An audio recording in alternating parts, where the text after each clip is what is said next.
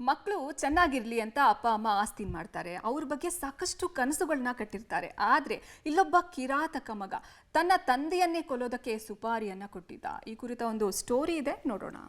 ಅಪ್ಪನನ್ನು ಕೊಲೆ ಮಾಡಿದ ಪುತ್ರ, ಹಾರ್ಟ್ ಅಟ್ಯಾಕ್ ಎಂದು ಬಿಂಬಿಸಿದ್ದ ಮಗ, ಅಪ್ಪನ ಕೊಲೆಗೆ ಸುಪಾರಿ ನೀಡಿದ್ದ ಪಾಪಿ ಪುತ್ರ. ಈ ಸಿಸಿಟಿವಿಯನ್ನ ಒಮ್ಮೆ ನೋಡಿ.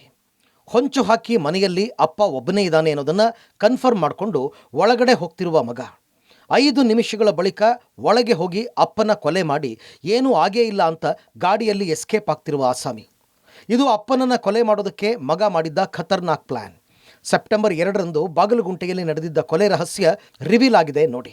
ಕಳೆದ 2ನೇ ತಾರೀಕು ದಾಸರಹಳ್ಳಿಯ ಕೆಂಪೇಗೌಡ ನಗರದಲ್ಲಿ ಉದ್ಯಮಿ ಮಂಜಣ್ಣ ಮನೆಯಲ್ಲಿ ಮಲಗಿದ್ದ ಜಾಗದಲ್ಲಿ ಮೃತಪಟ್ಟಿದ್ರು. ಹಾರ್ಟ್ ಅಟ್ಯಾಕ್ ಅಂತ ಮನೆಯವರು ಕೂಡ ಅಂತ್ಯಕ್ರಿಯೆ ಮಾಡಿದ್ರು. ಇದೀಗ ಮರಣೋತ್ತರ ಪರೀಕ್ಷೆಯಲ್ಲಿ ಇದೊಂದು ಕೊಲೆ ಅನ್ನೋದು ಗೊತ್ತಾಗಿದೆ. ಮಂಜಣ್ಣ ಈ ಭಾಗದಲ್ಲಿ ಒಳ್ಳೆ ಸ್ಥಿತಿವಂತರು. 5-6 ಬಿಲ್ಡಿಂಗ್, 4-5 ಸೈಟ್, ಒಂದು ವುಡ್ ವರ್ಕ್ಸ್ ಫ್ಯಾಕ್ಟ್ರಿ ಕೂಡ ಇಟ್ಕೊಂಡಿದ್ರು.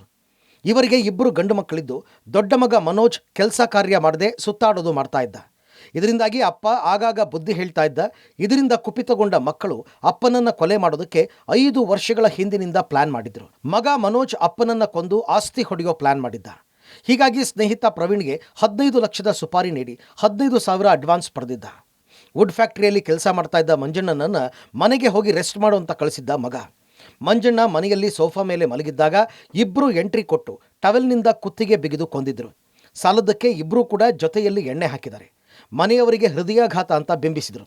ಆದರೆ ಮೃತದೇಹವನ್ನು ಕಂಡ ಪೊಲೀಸರಿಗೆ ಆಗಲೇ ಅನುಮಾನ ಶುರುವಾಗಿತ್ತು. ಪೋಸ್ಟ್ಮಾರ್ಟಮ್ ರಿಪೋರ್ಟ್ ಬಂದ ಮೇಲೆ ಮಗನ ಬಂಡವಾಳ ಬಯಲಾಗಿದೆ. ಸದ್ಯ ಪೊಲೀಸರು 2ರನ್ನು ಅರೆಸ್ಟ್ ಮಾಡಿದ್ದು, ಆದರೆ ಪ್ರಮುಖ ಆರೋಪಿ ಮಗ ಮನೋಜ್ ತಲೆ ತಪ್ಪಿಸಿಕೊಂಡಿದ್ದಾನೆ. Narasimhamurthy, Gavinagamangala, crime bureau, Public TV, Bengaluru.